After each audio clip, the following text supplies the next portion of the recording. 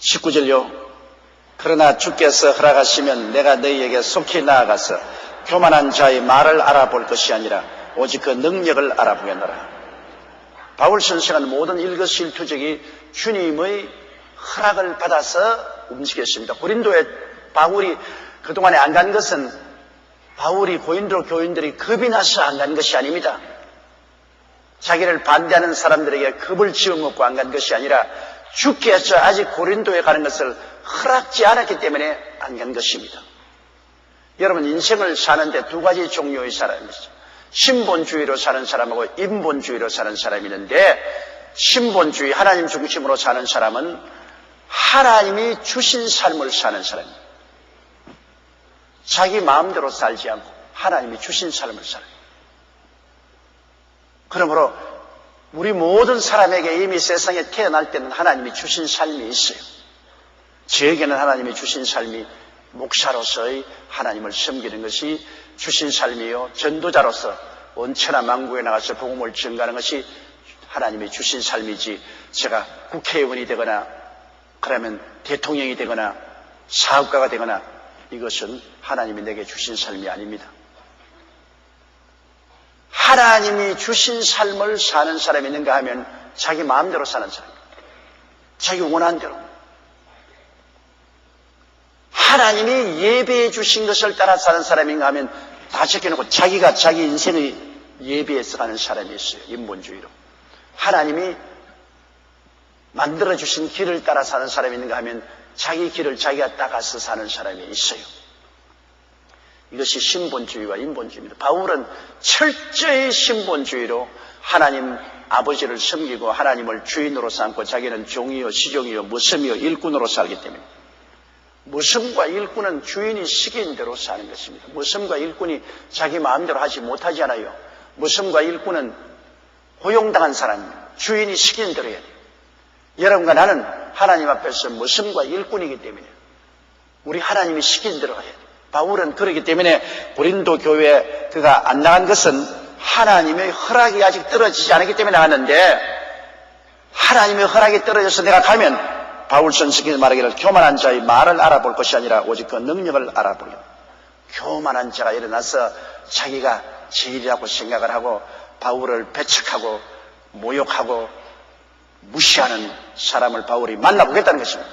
만나보아서 교만한 자의 말을 들을 것이 아니라 떠버린 인생, 말로서 자랑하고 말로서 건방지게 노는 그 말쟁이들의 말을 볼 것이 아니라 능력을 보겠다. 여러분, 하늘나라는 말에 있지 않고 능력이 있다고 그랬습니다. 실제 그 사람이 하나님의 은혜를 받아서 얼마나 많은 영혼을 구원했는가. 말로서 떠버리고 다니는 거야. 누가 못해요. 실제로 얼마나 많은 영혼을 구원했는가. 실제로 얼마나 많은 납치한 사람들을 이렇게 세웠는가. 실제로 얼마나 많은 사람을 말씀으로 위로하고 격려하고 영혼이 잘되고 범사에 잘되고 강건하게 했는가. 얼마나 많은 귀신을 쫓아내었는가. 얼마나 많은 병을 고쳤는가. 얼마나 많은 사람들에게 성령 받게 했는가. 그 능력과 열매를 내가 알아보겠다. 말만 떠들어 제끼는 것으로 그 사람을 알아보지 않겠다. 여러분, 되게 교만한 사람은 떼버립니다. 말로 가지고서 다요. 자기 자랑. 교만한 사람의 자기 자랑이란 귀가 시려서 못 들을 정도로 자기 자랑을 하는 것입니다. 그렇게 자기 자랑을 해서 무슨 소용이 있습니까? 자랑이란 것은 다른 사람이 칭찬해야지, 자기가 자기를 나타내기 위해서 자랑하는 것은 아무 효과가 없습니다, 여러분. 다른 사람이 칭찬해 줘야 돼요. 다른 사람이 그 사람 훌륭하다, 위대하다, 정말 존경할 만하다. 그것은 효과가 있어요. 그러나 사람들은 그렇게 안 돼. 자기가 다 내놓고 내가 어떤 사람인지 아느냐, 내가 이것도 하고 저것도 하고 이런 사람이고 저런 사람이고 자랑하는 거예요. 떼버립니다. 여러분, 칭찬은 하나님께로부터 와야지 사람으로서 칭찬받아서 무슨 소용이 있습니까? 그러므로 여러분, 가만히 사람들을 볼 때 자기 자랑을 많이 하거든 그거 아예 허풍선인 줄 아십시오. 자기 자랑 많이 한 사람은 풍선이요. 그건 바늘로 찌르면 푹 꺼져버리고 아무것도 없어요. 빈수레가 요란하지 않아요. 아무것도 안 담아놓았으니까 칠그렁 짜그렁 징그렁 정그렁 소리가 많이 나지 않아요. 자기 자랑 많이 하는 사람은 빈수레요. 속이 꽉 찬 사람은 조용해요. 곡식이 익으면 익을수록 고개를 숙이지 않아요. 쭉쟁이가 그냥 꼿꼿하게 서가 바람에 막 날리고 야단법석을 하지. 바울 선생은 말씀하기를 내가 가서 교만한 자의 말을 들어볼 것이 아니라 그 능력을 알아보겠다. 능력이란 뭡니까? 능력으로는 일을 성취하는 것을 말합니다. 그 능력으로 얼마나 많은 영혼을 구원했느냐, 얼마나 많은 사람을 위로하고 격려하고 이렇게 세웠느냐, 얼마나 많은 귀신을 쫓아냈느냐, 얼마나 많은 병을 고쳤느냐, 얼마나 하나님의 나라를 왕성케 했느냐, 그 열매를 보겠다. 그 열매를 보고 그 나무를 알 것이라 했습니다. 여러분, 열매가 없는 나무는 잎사귀만 무성해서 무슨 소용이 있습니까? 열매가 맺어야죠. 교만한 자는 잎사귀만 무성하지 실제로 무슨 열매가 있습니까? 우리 가만히 인생을 살아가면서 보면은 정말 열매를 많이 맺는 사람은 말을 많이 하지 않습니다. 목사들도 여러분, 목회에 성공한 목사들은 만나보면 말이 많지가 않아요. 큰 교회 목사일수록, 성공한 목사일수록 말수가 적습니다. 앉아서 많이 들어요. 참 놀랍게도 남의 하는 말에 귀를 기울이고 많이 듣습니다. 그런데 실패한 목사일수록 남의 말을 듣지 않고 자기 말만 하기 시작해요. 막 복잡하게 두드러 제낍니다. 남의 말을 들으려고 하지 않아요. 그리고 그 말에는 대개 다 불평, 원망, 탄식이 있고 부정적이고 파괴적인 말만 해요. 이러므로 바울 선생께서는 나무 잎사귀를 보지 않고 열매를 알아보겠다 그 말인 것입니다.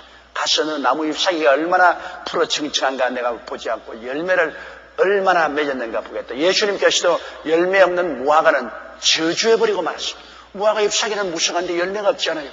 주님께서 저주해버렸습니다. 우리는 속이 차야 돼요. 겉이 무성하지 말고 속이 알차야 돼요. 속이 알차. 제가 가만히 해외여행을 다니보면 잘 사는 나라 사람일수록 옷을 아무렇게나 입어요. 미국이나 영국이나 고라파나 오스트레일리아나 우리보다 잘 사는 선진국 사람들의 생활을 보면은 좀처럼 특별한 이유에는 넥타이를 매지 않아요.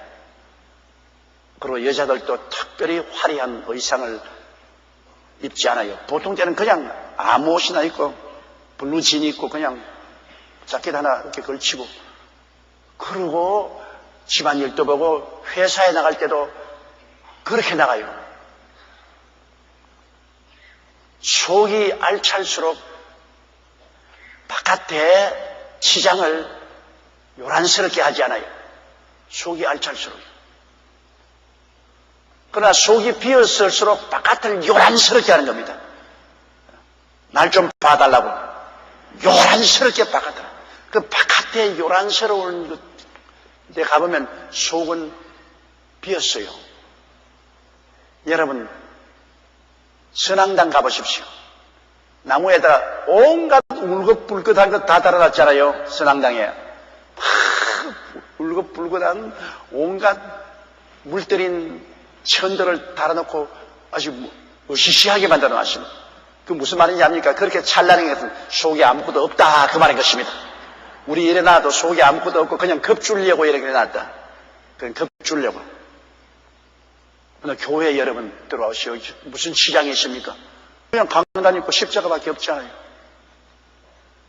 이게 그렇게 울긋불긋하고 야단법석을 안 해놨잖아요. 왜? 속이 꽉 차 있으니까. 이 속에 하나님이 계시고 예수님이 계시고 성령이 계시고 삼위일체 하나님이 계시니까 하나님이 계신데 뭘 바깥에 휘황찬란하게 치장을 할 이유가 있겠습니까? 물론 우리가 특별한 파티나 특별한 중요한 의식에 참석할 때는 이상을 준비해서 나가야죠. 그러나 보통 때 그렇게 하지 않습니다. 이러므로 교만한 사람들은 말로써 다 해적해 버립니다. 행위로 하지 아니하고. 그러나 진실한 사람은 말로써 다 해버린 게 아니라 실제적인 열매를 맺는 일을 함으로 자기를 나타내는 것입니다.